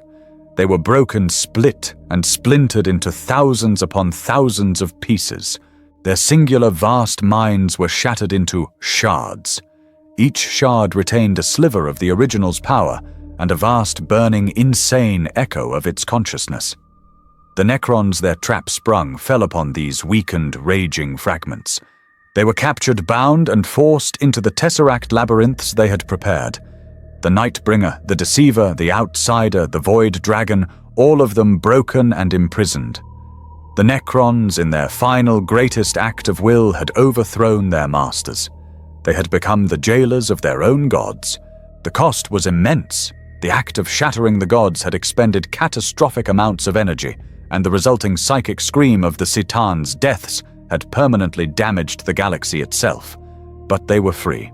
Sharek the Silent King stood victorious amid the ruins of his soul. He had done it. His people were avenged. Their soul eaters were imprisoned. He looked out upon the galaxy they had won, and he saw only hell. The old ones, though, broken and scattered by the Citan, still existed. Their Aeldari children, though scarred, still commanded the webway. And the Krork, their perfect weapon, were now a self-perpetuating, unstoppable plague, a green tide of pure, mindless violence that was consuming everything. The galaxy was ruined.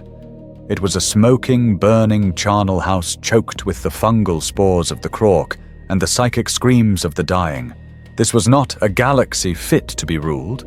It was a collapsed, failed experiment. The Silent King made his final cold calculation. The Eldari with their long lives would inherit this wreck. Let them. Let them try to clean up the mess the Old Ones had made. Let them fight the Krork for a few million years. Their time would come, and their arrogance which he saw reflected in their eyes would surely be their own downfall. His people, the Necrons, were immortal. They were eternal. They had no need for this broken present tense. They could wait. He issued his final command. From every corner of the galaxy, the victorious Necron fleets withdrew. They returned to their home systems, to their newly built silent tomb worlds. They did not celebrate. They did not mourn. They simply marched. They marched back into the great stasis crypts, the very crypts their ancestors had built in their obsession with death. The great doors, sealed with chronofields and stasis wards, hissed shut. The vast planetary engines powered down. Zarek the Silent King took his place upon his throne, and in perfect cold synchronicity, his entire race, his billions of deathless, soulless slaves, went to sleep. They began the Great Sleep, a slumber of 60 million years. They would wait. They would wait for the Krork to devolve. They would wait for the Eldari to destroy themselves. They would wait for the galaxy to heal, for life to bloom anew, so that when they awoke, they could rise from their graves and harvest it all unopposed, and finally claim the silent, ordered dominion they had sacrificed their very souls to achieve. Sharek, his last act complete, destroyed the command protocols that bound his people to his will, a final futile penance. He then turned his own ship towards the black, starless void between galaxies, beginning a long, silent exile, forever haunted by the echo of the trillions of souls he had condemned. The silence was deafening. It was a cold, unfamiliar, and profoundly disturbing new reality. The Necrons, the soulless existential threat that had consumed the galaxy, were gone. Their fleets, their tomb ships, their legions had simply vanished, retreating into the cold earth of a million worlds. The Satan, the Star Eaters, those gods of physics who had torn the universe asunder, were silent. Their terrible reality-bending screams had ceased. The war, the true war in heaven, was over. The last of the Old Ones, a scattered, weary, and diminished race, stood victorious upon the ashes of their creation. Their enemy had been defeated, broken not by their own psychic might, but by a combination of their enemy's internal betrayal and the blunt, savage instrument of their own desperate creation. They had survived, but this was not a victory. It was a reprieve. It was the horrified gasp of a survivor pulling themselves from a cataclysmic wreck, only to find themselves bleeding, isolated, and surrounded by wolves in a burning forest. The galaxy they had won was a ruin. It was a charnel house, a graveyard of their grand design. For every star that still burned, another was a cold, dead cinder, its energy devoured by the Satan. For every Eldari world that remained, a dozen had been scoured clean by Gauss fire, their populations atomized.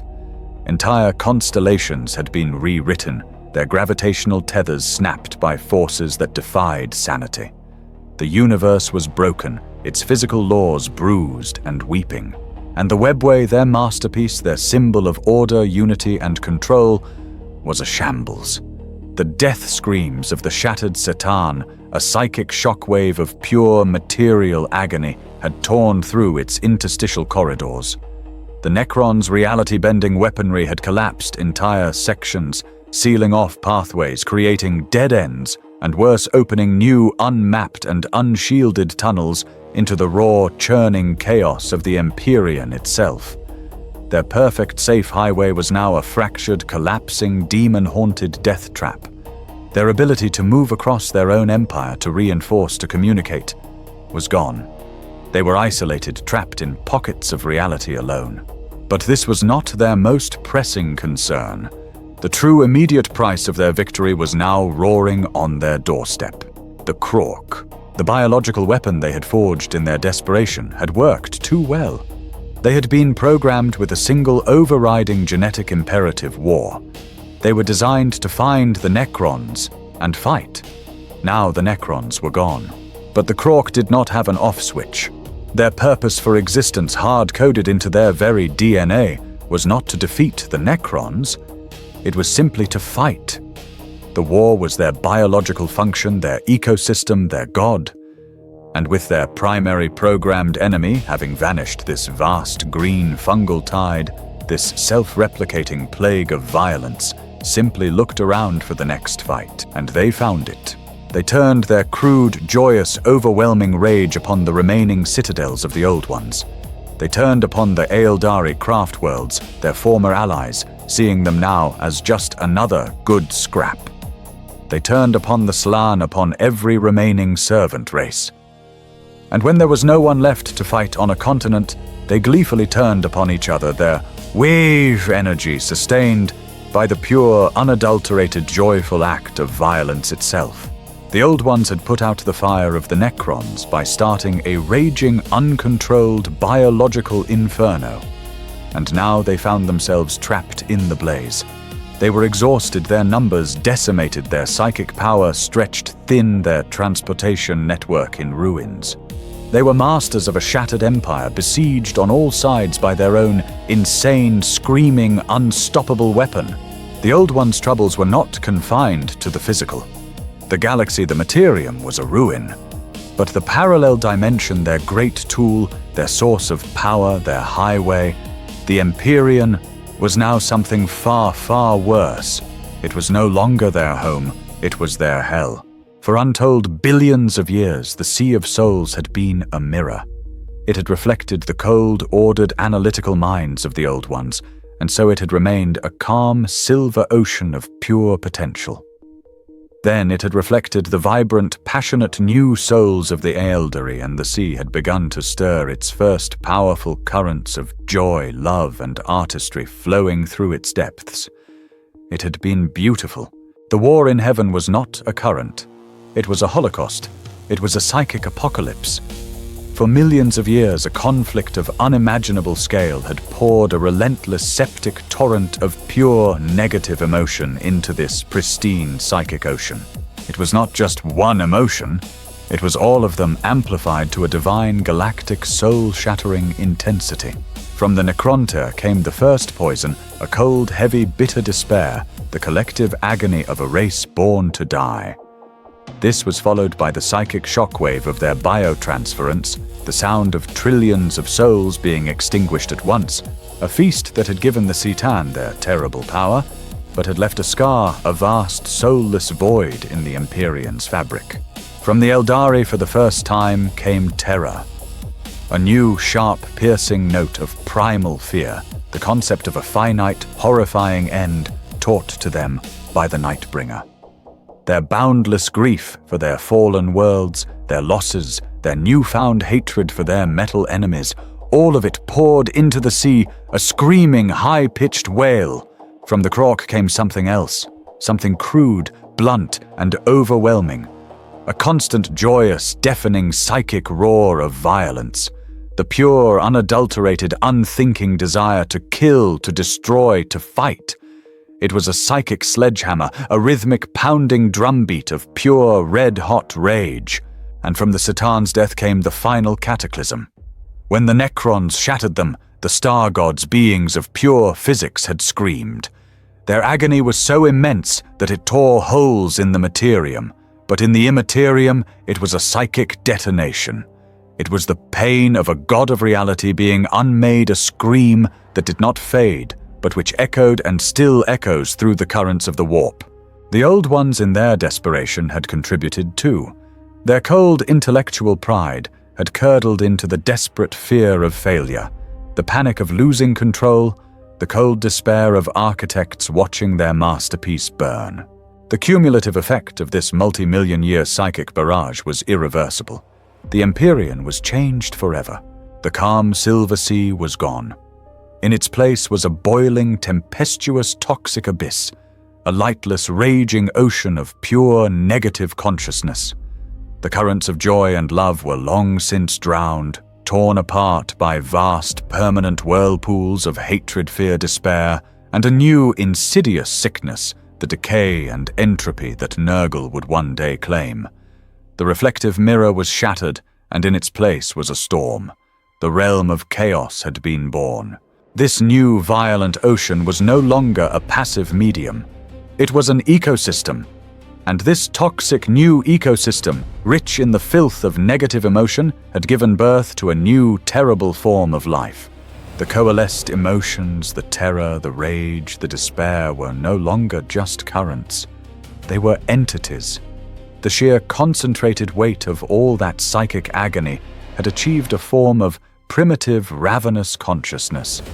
They were vortices of pure, focused sensation. They were hunger. They were rage. They were demons. These were not the great chaos gods, not yet. The concepts were not yet sophisticated enough for that. Khorne, Tzinch, Nurgle, and Slaanesh were still just sleeping, formless embryos in the deep, gestating on this new, rich diet. The things that now swam in the deep were something more primal. They were the first predators, the first children of the new, dark warp. They were formless, shifting beings of pure, instinctive malice, drawn to the taste of the souls that had birthed them. They were the first demons, the first eaters of souls. For the Old Ones, this was the final fatal blow. Their greatest strength, their psionic mastery, was now their greatest liability. The Empyrean, their highway, was now a minefield. To navigate it was to swim in an ocean filled with sharks, while bleeding from 1,000 wounds. To use their psychic power was to light a beacon in that lightless, hungry dark. They were trapped.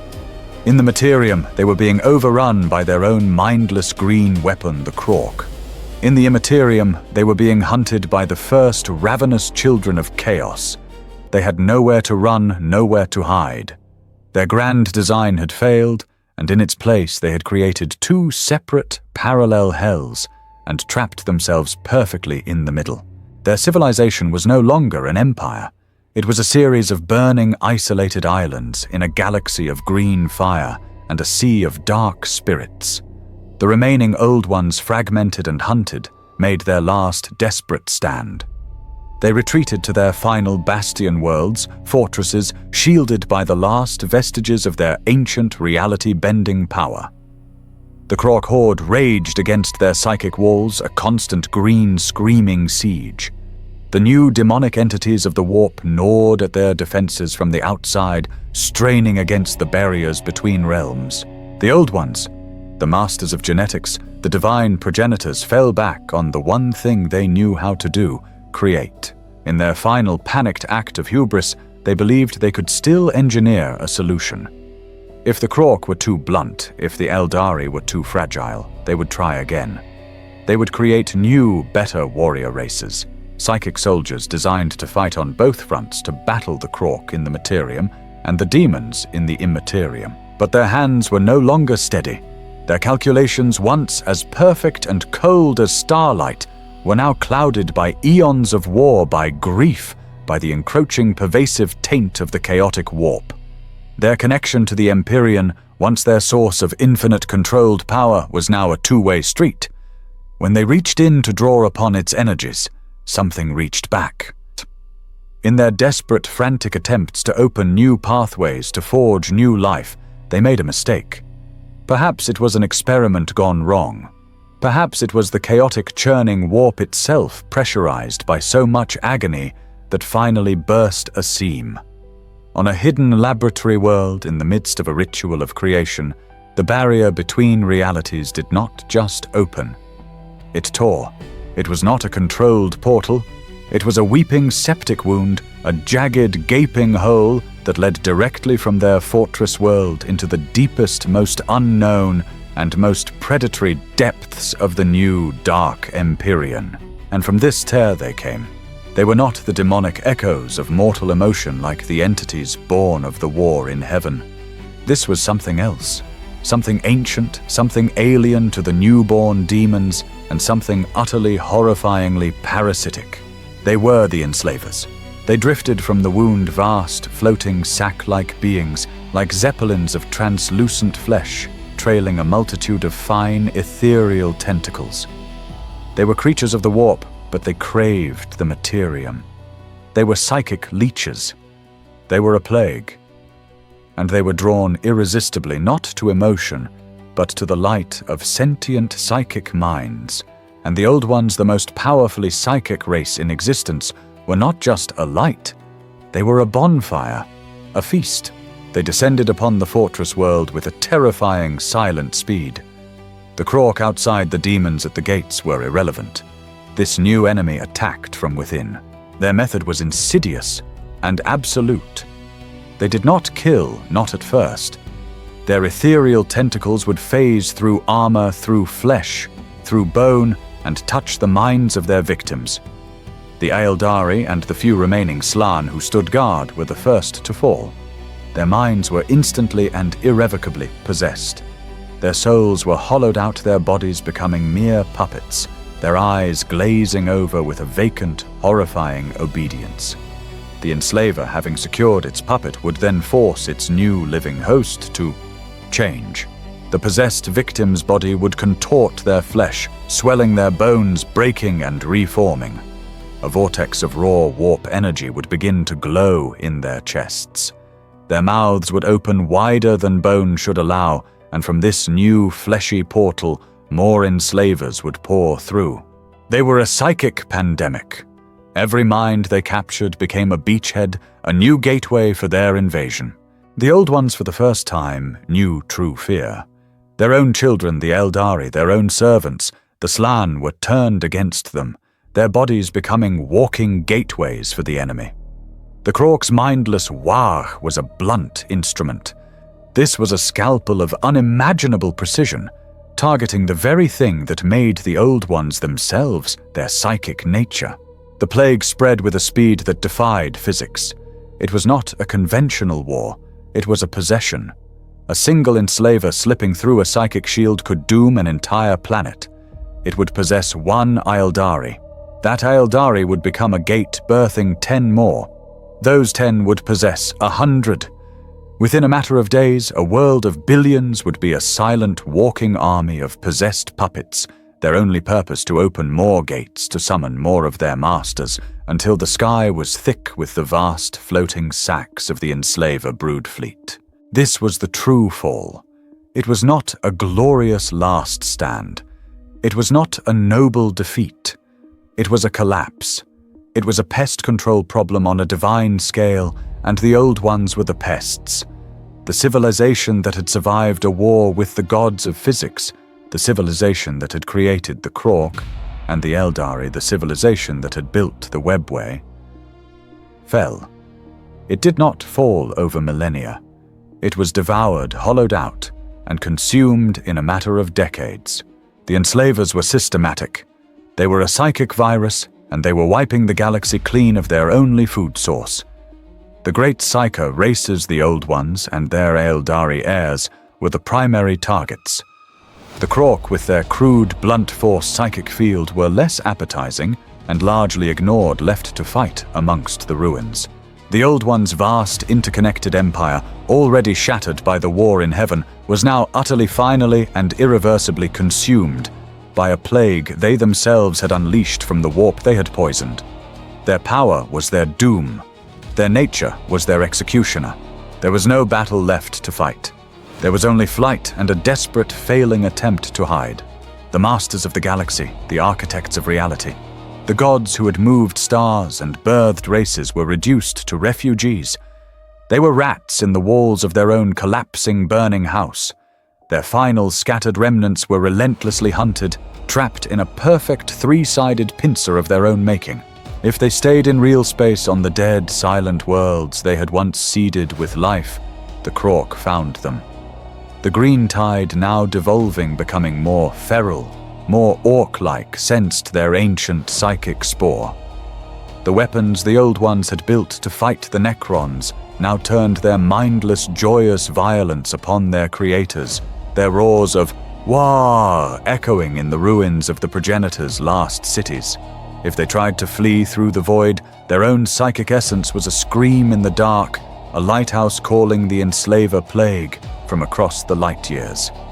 The vast, fleshy sacks would descend their puppet armies of captured Aeldari, leading the assault, their minds hollowed-out vessels for the parasite's will.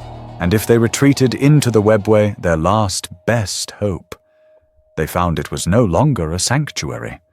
It was a tomb. The fractured corridors were haunted. The demonic entities they had birthed in the Empyrean now seeped through the cracks in the Satan-shattered tunnels, psychic predators hunting them through the labyrinth they themselves had built. Their power, their divine, galaxy-spanning psionic mastery was now their curse. It was the scent of their blood in an ocean of sharks. To think was to be found. To exist was to be hunted. The end did not come with a bang. It came with a final choked-off whimper, the last of the old ones. Perhaps a dozen, perhaps only one, it matters not. We see them huddled in a forgotten dead-end spur of the webway, a crumbling, lightless corridor of wraithbone whose entrance had collapsed. They are no longer gods. They are cold reptilian and old, their hides pale, their vast ancient minds shrunken with terror. They are trying not to think. They are trying to dampen their own psychic light, a divine being attempting to play dead. But the plague is insidious. A single hairline fracture in the tunnel wall, a tear no wider than a thought, is all it needs. A single slender ethereal tentacle phases through the ancient crystallized wall. It probes the darkness, tasting the air, and it senses them. The bonfire of ancient divine souls cowering in the dark. The old ones see it. Their cold-blooded hearts, which had beaten with the slow, patient rhythm of geology, now hammer with a new, frantic, mortal panic. They raise their hands to unleash a power that could shatter continents. But they know it is useless. To fight back is to simply ring the dinner bell louder. The first enslaver pours through the crack a formless, floating sack of malice, and behind it 10 more, then 100. They fill the corridor not with a roar, but with a terrible psychic pressure. They descend upon the last gods of the galaxy. There is no glorious final stand. There is no defiant last word. There is only the sound of a psychic scream suddenly and violently extinguished. Their minds, which had held the knowledge of creation, are hollowed out. Their souls, which had burned bright since the dawn of time, are consumed. Their bodies, the last vessels of the first race, go limp puppets for a new master before being dissolved, their life force drained to the last drop. And then, silence. Across the galaxy, the hunt is over. The last beacons of the old one's light have gone out one by one. The enslavers, their primary food source exhausted, begin to drift back into the warp, or starve, or turn on each other. The Krork, their greatest enemy, vanished, are left with no one to fight but themselves, and so their long, slow cultural and biological devolution into the simpler, more brutal orcs begins. The progenitors are gone.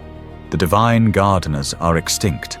The great, ancient, arrogant consciousness that had sought to impose its perfect order on the universe has been utterly, completely, and permanently erased from it. There is nothing left, nothing but their mistakes. The galaxy was silent. The gods of the dawn were dead, devoured by their own creations, their own mistakes, their own arrogance. The echoes of their final psychic screams faded, absorbed by the hungry, roiling new reality of the immaterium. The enslaver plague, its feast complete, receded like a monstrous tide, leaving behind a galaxy scoured clean of its masters. The old ones are gone. They are less than a myth. They are not even a memory. No human prayer book mentions their name. No Aldery text records their true reptilian nature. No orc legend shouted in a guttural tongue recalls the cold divine hand that forged them for war. They are a void, a missing page, a foundation ripped out from beneath a crumbling house. But do not be mistaken. Their absence is not an emptiness. Their legacy is everything. We, the living in this, the 41st millennium, are not the descendants of their triumph. We are the inheritors of their sins. We are the children of their failure, living, dying, and suffering in the very hell they engineered. Their tragedy is not that they died. It is that they did not die cleanly. Their corpse, a galaxy-sized carcass, has been left to rot, and we are the maggots crawling upon it. Look around you. Look at the galaxy of unending war. This is not an accident of fate. This is the design unveiled. Every single solitary nightmare that now plagues the Imperium of man, every Xenos threat, every demonic horror, every drop of blood spilled in the Emperor's name. All of it is their diabolical unintended inheritance, their first legacy, the Green Tide. The endless, screaming fungal plague of the Orcs, the Krork, their perfect weapon, the desperate final answer to the Necron menace, were left without a master and without a purpose. But they were programmed to love war. It is their function, their culture, their very reason for being. And so for 60 million years, with no one left to fight, they fought themselves. They devolved, their magnificent towering forms, their innate knowledge, their engineered purpose, it all rotted away like muscle without bone. They became simpler, cruder, more brutal. The mighty Krork became the savage, laughing, idiotic Orcs. They are no longer a weapon, they are a force of nature, a self-replicating, galaxy-spanning disaster, a perpetual motion machine of violence, a living testament to the Old One's most desperate, short-sighted mistake. They are the ultimate cosmic joke, the fire department, that having put out the fire joyfully burns down the rest of the city and the neighbors, and then itself forever. Their second legacy, the dying star, the Eldari, their firstborn, their perfect children, their heirs. The Old Ones built them to be creatures of perfection, of boundless, powerful emotion. They gave them the webway, a safe paradise. They gave them long life. They gave them minds that touched the Empyrean. And in doing so, they gave them the very tools of their own damnation. Left alone in a shattered galaxy, the Eldari, with no gods to guide them, became gods unto themselves. Their pride, a direct inheritance from their creators, festered. Their perfect, passionate emotions, with no war to temper them, turned inwards. Their search for sensation, for perfection, for excess, became a spiral of depravity, so profound, so utterly magnificent in its psychic weight, that it carved a new, monstrous wound in the very warp their fathers had poisoned. For millennia, their psychic debauchery fed the nascent, stirring consciousness in the deep, and in a final apocalyptic psychic scream that dwarfed even the Satan's fall, they did the one thing the Old Ones had tried so desperately to prevent. They birthed a god. Slaanesh, the prince of pleasure, the dark god of excess, she who thirsts. Their souls were devoured, their empire collapsed in a single orgasmic death knell.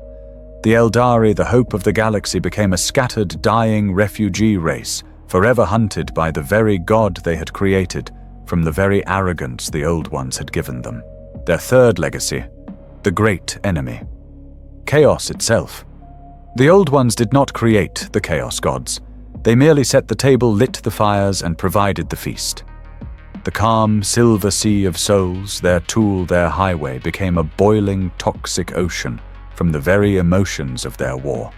The boundless, red-hot, joyous rage of the Krork. It did not dissipate. It coalesced. It formed a consciousness. Khorne, the blood god, the lord of skulls, was born from the Waeg and the pure, planet-killing rage of the war in heaven. The despair of the Necronta, the agony of the Eldari, the spreading, inevitable decay of a galaxy dying. Nurgle, the grandfather of pestilence, laughed and took his first breath. The endless, desperate, intricate plotting of the Old Ones, their last failed schemes to survive the lies of the Satan deceiver, the churning, shifting potential. Tzeentch, the architect of fate, the changer of ways, began to weave his first grand cosmic lie. And Slaanesh, the child of the Eldari, completed the dark pantheon. The Old Ones wanted a calm, ordered dimension for their children to use. They instead created a realm of 4 malevolent, conscious, all-powerful gods of pure, metaphysical evil who now rule an immaterial hell dimension and seek only the utter final damnation of every soul in existence. Their final legacy, the true inheritors, the Necrons, the one race they judged unworthy, the dying supplicants they turned away in their infinite pride, the one race they refused to help. Their refusal that one cold, simple act of divine arrogance set everything in motion. It was their refusal that drove the Necrontyr to the Citan. It was their refusal that forged the Covenant. It was their refusal that led to the biotransference, the creation of the soulless legions, the start of the war in heaven, the creation of the Krork, the poisoning of the warp, and the birth of chaos. It all stems from that one, single, arrogant rejection. And now, after 60 million years of cold, patient slumber in a galaxy, the Old Ones have perfectly catastrophically prepared for them. The Necrons are waking up. They rise from their tombs, their soulless eyes glowing to find their ancient enemies extinct. The Eldari a shattered remnant, the galaxy choked with a devolved idiotic Krork plague, and a new noisy race called mankind squatting in the ruins. They are rising to claim the silent, ordered dead galaxy that was their entire purpose.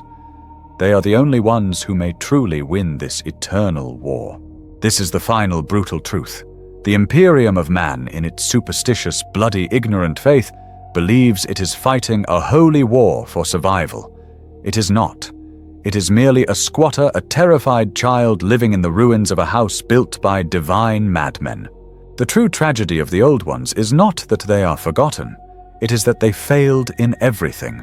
They sought to bring order, and they fathered chaos. They sought to cultivate life, and they perfected the art of genocidal warfare.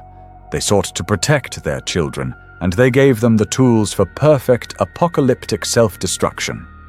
They sought to build a garden, and they engineered with divine, meticulous, and agonizing precision. This is their paradise. This is their grand design, complete. This is the 41st millennium, and there is only war.